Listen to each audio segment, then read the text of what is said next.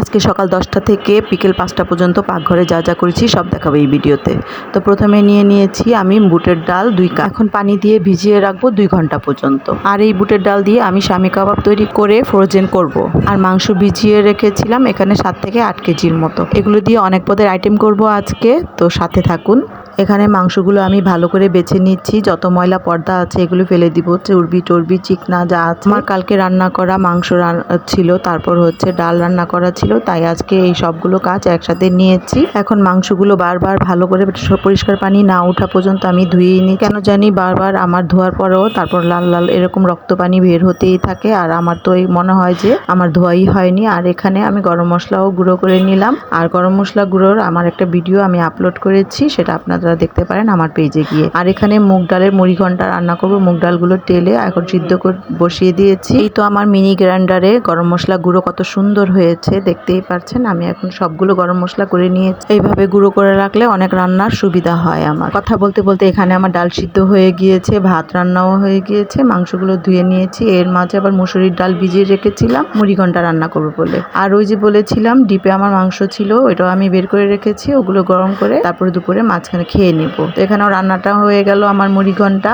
শরীর মন ভালো থাকলে কাজেরও উৎসাহ বেড়ে যায়। তবে আমি রান্না করে নিজে খাওয়ার চাইতে অন্যকে খাওয়াইতে বেশি পছন্দ করি। আমার ডালের মুড়ি ঘন্টার ভিতরে শেষে আমি জিরা ফাঁকি দিয়ে নামিয়ে ফেললাম। আর এখানে ছোট ছোট করে টুকরো করে নিয়েছি মাংস কাবাবের জন্য। ওই যে বুটের ডাল ভিজিয়ে রেখেছিলাম, বুটের ডালের সাথে মশলা টশলা সব মিশিয়ে মাংস মিশিয়ে আমি এখন প্রেসার কুকারে নাড়াচাড়া করে ভালো করে বলক আনিয়ে ঢাকনা সিল করে 4-5টা হুইসেল আসা পর্যন্ত অপেক্ষা করব। তারপরে একদম গোল গোলে আসা পর্যন্ত নামিয়ে ফেলবো। সব কিছু একা হাতে করছি, মাঝে মাঝে হাঁপিয়েও যাচ্ছি, আবার একটু জিরিয়ে ঠান্ডা পানিও খেয়ে নিই।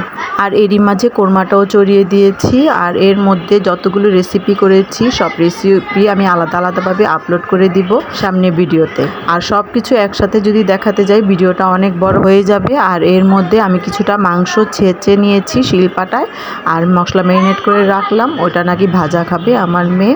আর এখানে কাবাবের যেই আমি প্রসেসিং করেছিলাম সেগুলো ঠান্ডা করে আমি শিলপাটায় বেটে নিয়ে দিয়ে ভয়েস দেওয়ার সময় গাড়ি ঘোড়ার যেমন আওয়াজটা একটু বেশি বেড়ে যায়, তখন আমি মাঝে মাঝে বিরক্ত হয়ে যাই। রাস্তার পাশে বাড়িঘর থাকলে যা হয় আর কি, এমনিতেও গাড়ি ঘোড়ার যেমন আওয়াজ তেমন তার উপর টপ ফ্লোর, এর মধ্যে গরমে নাজেহাল হয়ে যায় আমার।